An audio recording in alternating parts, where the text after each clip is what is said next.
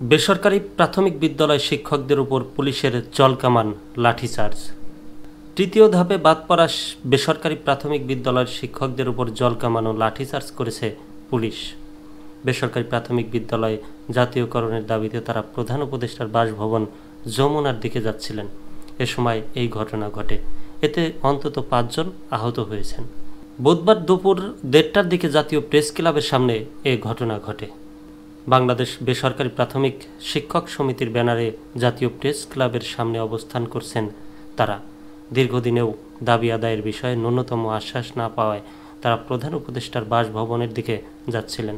কিন্তু আগে থেকেই কদম ফোয়ারা মোড়ে সতর্ক অবস্থায় ছিল পুলিশ। বেসরকারি প্রাথমিক বিদ্যালয় শিক্ষকদের মিছিলটি কদম ফোয়ারা কাছাকাছি এলে পুলিশ তাদের বাধা দেয়। পরে বাধা উপেক্ষা করে তারা সামনের দিকে যেতে চাইলে পুলিশ তাদের উপর জলকামান নিক্ষেপ করে। তাতেও ফেরানো যায়নি বেসরকারি প্রাথমিক বিদ্যালয় শিক্ষকদের। পরে পুলিশ তাদের উপর লাঠিচার্জ করে। এই ঘটনায় অন্তত 5 জন বেসরকারি প্রাথমিক বিদ্যালয় শিক্ষকদের আহত হয়েছেন বলে জানা গেছে।